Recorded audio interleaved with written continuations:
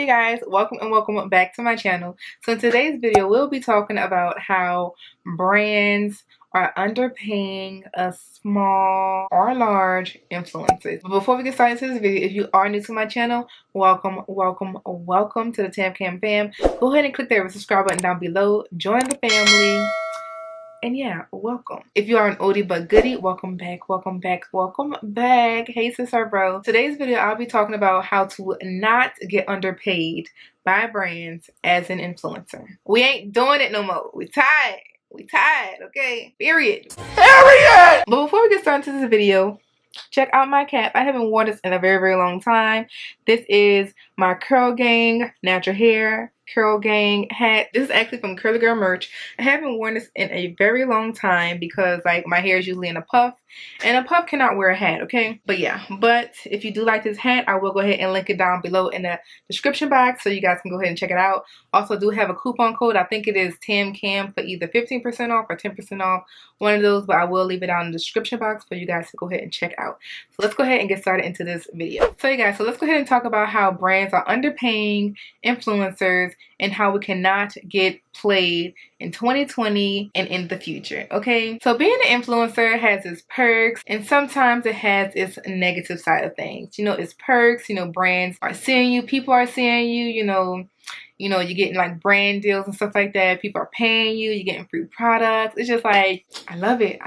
And then you have the bad times, you know, when people want to work with you, but they don't want to actually pay you your worth, okay? Now, to me, I feel like as an influencer, if you see someone working hard and they making good content and stuff like that, I feel like you should pay them what they're worth. When you go into a store and you sit here and you're going through different types of computers and you have a Dell and you have a Toshiba and you have a MacBook, you're not going to sit here and look at Apple and be like, they're charging $1,300 for the MacBook, but can we pay you $1,000? No, that is the worth of that MacBook. Plain and simple. Now, if you don't want to get that MacBook, then you go to a cheaper one like a Toshiba or Dell or something like that, okay? Perfect example of influencers type of, you know, pay situation. But sometimes these issues can actually happen when brands actually contact influencers to do brand deals, collabs, anything like that. So this is a topic that people have been asking me to do for the longest of time, and it was just, I wasn't sure how I was going to like put out this content. I really wasn't sure. So it was on the back burner, on delay for a very long time. So I finally wrote down some notes, some pinpoints that I want to talk about, and some personal experiences that I want to talk about. Let's get into it. Have you ever been contacted by a brand and, you know, they told you, you know, like, oh, I love your content, I love what you do, I feel like you'll be like perfect for our campaign, like I just love your content, I love the quality, I love this, I love your style, yada yada yada, you know? And you'd be like, okay, yes, I would love to do your content, you know, I love your brand, whatever. And they ask for your rate sheet or your media kit. You send over your media kit, and let's say, I'm just throw out a number, your media kit says, okay, you'll do like an Instagram video for $300 or whatever, and an Instagram photo for like $100, you know, just throwing out random numbers, okay? And this brand tells you, you know, oh no, that is over our budget, but we'll pay you $75 for an Instagram video and an Instagram photo.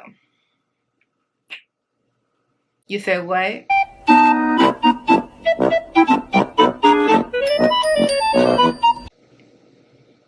But my rate sheet says a total of $400 and you're trying to pay me $75 for the same thing. Woo, child. Okay. So one thing that I have come across a few times, not even a few times, I'm gonna say a good bit of times, especially like when I was just starting to be an influencer, is a lot of brands, like when they don't feel like you have a good enough potential to like really like be paid a certain amount, they feel like they can always shoot you with the, oh, it's not in our budget, or it's over budget type of thing. Come on, tell them. And I honestly just feel like that is just a tactic that they always say to pretty much just be like, you know what, this is too much for us, but you know, we can still pay you something type of thing. Should even pay you even at all. Because sometimes when brands shoot you, you know, it's not in our budget, they don't really want to pay you at all. They don't. But one tip that I always tell people is to stick with your media kit and rate sheet and know your worth. If you know that you put out great content out there and you know that you it took you hours to do this IG video, or you know, whatever it may have you, and another brand want to sit here and be like, you know, oh, you know, we're not going to pay you anything, or we'll give you products or something like that, like, or give you half of your rate sheet offering. Know your worth, just let it go. You know, like, it's not going to hurt the brand if you say no. You need to know your worth at the end of the day, because you are a brand as well, period. Okay, so you can't sit here and undercharge or underservice yourself because a brand want to work with you, even if it's like, you know, a brand that you've always wanted to work with. Now granted, okay, if it's a brand that, look sis, this is my favorite brand anyways, and I was going to do product reviews on them regardless if they even noticed me or not. So if they were to be like, you know, oh, my rate sheet says $400 for this content that you want, and you're going to offer me $300, then fine. But if you're sitting here like trying to only pay me 25% of my offering, then I still have to say no, because honestly another brand will come somewhere else and they will accept my offer, or they may even go higher and offer something before I even put out my rate sheet. So at the end of the day, I always suggest to not cut yourself short just because a random brand come and talk to you. Now I know, especially like being a small influencer, is like so exciting when a brand does reach out to you, because you're like, first of all, I didn't know you see me. Okay, you see me, I'm like so tiny, like out of all these millions and billions of people in the world, you see me and you want to work with me. I know that can be very very enticing and intimidating and just so exciting at the same time. And you're like, wait, I don't want to say no because I don't want them to like not ever contact me again and ruin this relationship. It is not going to ruin the relationship. Like, you just know your worth at the end of the day. The same way how that brand know its worth and they know who they're picking to put on their, you know, their platform or whatever. You know your worth on what you feel like you need to get paid. Okay, now I'm gonna go ahead and just tell y'all like this little life example that I had with almost getting underpaid with a job. So if you don't know, I am a nurse and I do travel nursing from time to time. When I first ever did travel nursing, I worked with this one agency and this one recruiter with the agency, and I wanted to go to Los Angeles, California. Now that was like, you know, the first place I wanted to travel to. I never even did travel nursing over there, you know, and I've been a travel nurse for what, 2-3 years, something like that.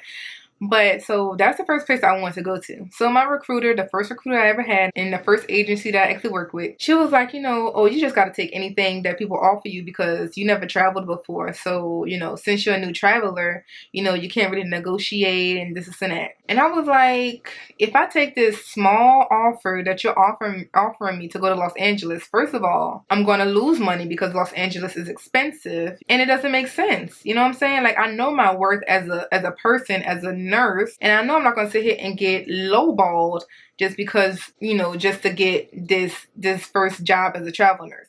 So that goes the same way when it comes to being an influencer. Just because this is your first time or first couple times that a brand is reaching out to you, that doesn't mean that you just need to take anything out the door because, you know, that's your first time, that's your first rodeo. If you know that you are putting out great content out there, you need to get paid for your work, period. No discussion, no none of that. Now, there is a such thing as negotiation. Now, I don't really, like, it really depends. Like, I won't really be a stickler about my pay rate because honestly, I do I put like just a little bit over what I'm okay with into my pay package or whatever. So therefore, like, if a brand be like, you know, oh, they want to cut $50 off, I'm like, I'm still okay with that because honestly, that is like my lowest accepting anyways, you know. So I do have like some negotiation type of range when it comes to my media kit. But yeah, don't let a brand sit here and like cut it in half or cut it, you know, only trying to offer you 25% because sis, bro, that's a no. Okay, another tip on how to not get underpaid by a brand, and this is one of my biggest pet peeves,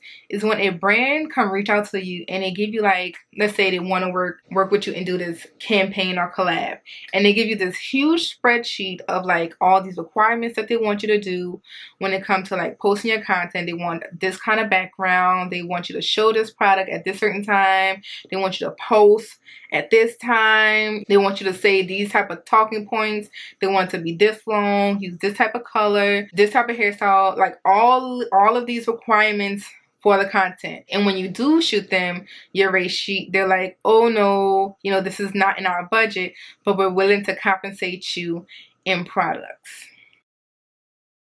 Look. Now, first of all, Jesus Christ, help me, Lord. First of all, I'm okay to a degree. You know, if a brand reaches out to me and be like, you know, oh, you know, try out your product or whatever like that, I'm fine. You can send me product all day if you want. Like, majority of the time, I'm going to make content off of the product. I mean, I'm a content creator regardless. So, most likely, I may make content off of it, especially if I do like it. Okay? So, that's not a problem. But when you come to me and you're saying that you want to do a collab, and then you give me all of these requirements on how you want me to post this content, like X, Y, Z, A, B, C, and this point 1, 2, 3, like, it's just like, you gotta pay me to a degree. Like, I mean, because at the end of the day, this is becoming a job. Like, I have to sit here and check all these points off, make sure I did everything else, and I'm only getting paid in deep conditioners and leave-ins. I mean, sis, Sprint is not accepting deep conditioners for the phone bill. They're not. So I feel like I'm not going to accept deep conditioners when you sitting here wanting 1 through 50 on a list to be checked off for this photo or this video. Like, it just doesn't equal the same amount to you want me to do this and this is how you're going to compensate me. It really doesn't, because I can sit here and just go buy the deep conditioner and use it on my own time. Like, that's not a win-win situation at the end of the day. But I mean, if you want to do that as a small influencer, that's on you. But, you know, I'm not going to technically accept something, especially when you're giving me like a huge requirement of how you want me to do something and it becomes an actual job at that point. Then I feel like, you know, you as a brand, you need to offer some type of rate sheet to them. And if they don't want to take it, then it's fine. You know, like, I'm not going to fuss with you about accepting a rate or not. I'm just going to simply say, you know, no thank you, in a professional way. No thank you. You know, I'm just not going to accept this campaign right now or whatever. But when you do have an available budget, please do not hesitate to reach out to Tam. That's it. You know, always be professional when it comes to even declining an offer. Never be rude, because you never know when that brand may, you know, may want to actually come reach, you know, talk to you again. So you do not want to be rude when it comes to declining an offer if you do not like the offer. So always be professional. That's one thing. Be professional, sis. So another thing that I forgot to bring up in the previous topic about brands lowballing you for your rate sheet or not feeling like you're good enough for that specific rate. So I remember this influencer or comedian, I don't know what to really categorize her as, but her name is Lala Milan on Instagram, and she posted up this video, and it was like last year-ish, and she was talking about pretty much how, you know, she wanted to do this campaign with a brand, and they pretty much declined her, and they said, you know, she wouldn't be a great fit for the brand. But when she started elevating herself and, you know, posting stuff related to the brand, like, you know, like beauty content type of stuff, you know, the brand actually reached out to her, and she would, you know, she was like, you know, before, like, let's say she charged $100 for a photo, she charged double. She made this quote that I abide by. Okay, this is the model to go by. When they circle back, charge them double.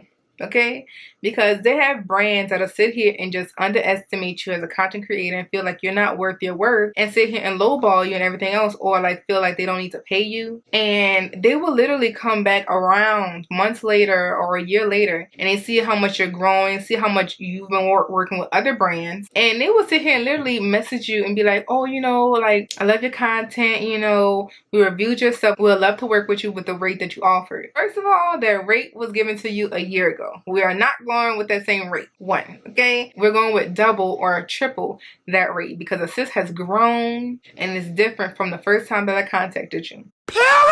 So that's just a good thing to keep in mind, because when someone thinks that you are not worth your worth and they decline you, and then they come back next time around and feel like, oh, sis is yeah, because everybody's riding on you now, charge them double, sis, or even triple. Do what you want, because you are worth your worth. You know this, period. Another topic at hand is brands that do not pay influencers for their work. This topic right here is a much needed to talk to topic. Really, for real. So you guys, oh Lord Jesus, I just did not know how to talk about this topic. But I need to talk about this topic because it needs to stop going on. It really do. So brands that do not pay influencers for their work. Now, when I say this, I'm not saying like as far as like, you know, you're contacting a brand or a brand contacting you and they want to pay you in product situation. I'm talking about like when a brand literally contacts you to do any type of campaign or collab and they offer you, you know, whatever type of pay, even if it's like $50, whatever. They offer you a pay or y'all agree on a pay and y'all agree on a payment due date or a net date or a net amount of days that they have to actually pay you. A lot of the time with brand collab agreements, they have something called like a net payment date. It's like a net 30. And pretty much what it means is you have 30 days to pay me for that content, or like net 60. You have 60 days to pay me for that content, you know, so it's net how many every days or whatever. It becomes a problem when, you know, brands say that they're going to pay an influencer in net 30 days and when the 30 days come, there is no payment. Like as an influencer, it's kind of like hard to deal with the situation because of the fact that, you know, you are one person dealing with a business full of I don't know how many people that's on your staff. When you're sitting here trying to contact people and you don't have like direct phone numbers and stuff like that or direct emails, your stuff can eventually get lost possibly and you just never get paid sometimes. Now, this only happened to me one time, Jesus. Hopefully this only happens to me one time ever, okay? But so I worked with a brand, did whatever type of requirements it was, you know, posted the post on a specific day, specific time, and everything like that. And the payment was supposed to be in net 30 days. So it became like net 25. And I'm like, okay, I don't have no payment or whatever like that. It's fine, you know, it's net 30. Now, one thing with me, I feel like, you know, like if you really want to be like on a good brand's side, even if it's the brand or the influencer side, I feel like it's always best to deliver your payment or your work in advance. So if a brand says, you know, oh, I need this photo by Friday, I'm gonna make sure I do it by Thursday. You know, I want to do it early so I can show you that, you know, like I can deliver your stuff in a timely fashion even earlier than the due date to show you that, you know, I'm ready whenever you need me type of thing. You know, so I feel like, you know, that's even like a good thing, you know, for a brand to do with an influencer. You know, like if we say, you know, net 30 days, you know, if you pay me on day 25, I'm like, oh, well, damn, you know, you're going to pay me early. Even though, yes, I'm still expecting 30 days, you know, that's fine. We're going to still have a good relationship because you pay me on time regardless. But when you do something early, it shows like, okay, like I really, really like you, right? So net 25 days came, no payment. Net 30 came, no payment. So I'm like, okay, contact the brand on 31, no response. Net 35, no response. It gets kind of annoying when someone has to sit there and kind of like fish for their money or kind of like contact you for their money when you sat here and delivered your product, like what they wanted on time in a timely fashion, you know, did everything that you needed to do and they approved and everything, but yet you still don't have no payment. That's where it becomes a problem with me because I feel like, you know, I myself is a brand, you're a brand. I feel like we need to treat each other as equal. You know, it doesn't matter if you're a big business. You know, I'm a brand too, you know, and I'm a human being at the end of the day. You know, if you said that you were going to pay me in 30 days, you need to fulfill that because at the end of the day, you lose respect from me the same way I can lose respect from you if I don't do something on time and not the way that you like it. You know, brands can sit here and blacklist influencers and content creators for, you know, like, you know, not having a good attitude at an event or not delivering something on time or not delivering something at all, you know, type of thing, which is very, very unprofessional. When a brand does it to an influencer and they don't pay them when they say that they're going to pay them, and they can sit there and put influencers on red and they can sit here and post all day on their social media, but they don't sit here and acknowledge your DMs and your emails about a payment that was supposed to deliver 30 days ago. Like, you know, like this is like net 60 at this point. Like it's very, very unprofessional. And I feel like, you know, the same way how a brand can blacklist an influencer can blacklist a brand. And, you know, I don't know if brands talk to other brands about influencers and be like, you know, oh, you know, how is that influencer to work with, you know, type of thing, you know, should I work with them? How was their relationship with you type of thing? But if they do, I feel like it goes the same exact way when it comes with influencers. You know, I can sit here and talk to another influencer, you know, who have worked with you know, a brand and be like, oh sis, how was it working with that brand? You know, like how was it, you know, when they sent you products? How was it with the payment situation? And if they sit here and tell me like, sis, like they never paid me, you know, they was rude in the emails and this and that, I'm gonna sit here and be like, I don't want to work with them. I don't want to deal with what you dealt with, you know, type of thing. Influencers talk to influencers. Content creators talk to content creators. We get the scoop on what goes on with brands, as well as brands getting the scoop on what goes on with us. I feel like the same way how we treat brands with respect when it comes to, you know, delivering product and everything, I feel like brands should deliver us with respect when it comes to paying us. Because at the end of the day, that deep conditioner that you sent me, I can't pay Sprint with that, okay? They're gonna cut my phone off because I'm waiting on you. I can't sit here and tell Sprint, you know, my bill get paid every 30 days, okay? Every 30 days. I can't sit here and be like, in 60 days I'm gonna pay you. They're gonna cut it off. They're gonna cut it off. Okay, the same way how I could cut you off, type of thing. But I want my money. I just want my money. Can you do what Look, if you fuck me over, there will be no second chances, baby. You can take that apology and wipe your ass with it because I do not want it. It's just really sad that sometimes it can get to that point, and it only happened to me one time. And unfortunately, it's sad to where like it gets to a point like that and where you have to like low-key kind of like threaten brands and be like, look, we agreed on it at 30, you know, do I have to get my lawyer involved and freaking lie that you got a lawyer and be like, you know, because I feel like sometimes when you have to do all of that, brands be like, oh, I don't got time for the lawyer stuff, let me send you your money. But it's just like, why do you gotta go through all of that, y'all? Like, why? Why? Like, I mean, like, it's not that hard to like follow up with an agreement. It's not. Because at the end of the day, I feel like when a brand does not do their job when it comes to fulfilling their end of the contract, it leaves a bad taste in my mouth, and I wouldn't really want to work with you again. Like, honestly, I wouldn't, because I don't want to have a repeated situation of what already transpired. So that is that.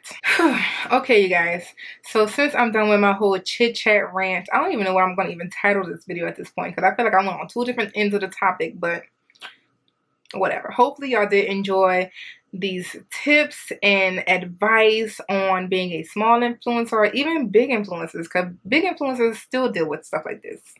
They still do. But hopefully this advice actually helped you guys as being an influencer. So if you did enjoy this video, go ahead and give this video a nice thumbs up. And if you have not already, which I hope you did, sis or bro, go ahead and click that red subscribe button down below. Turn it gray and hit that bell notification so you can be notified every time when I post a new video. Bye guys. See you next video.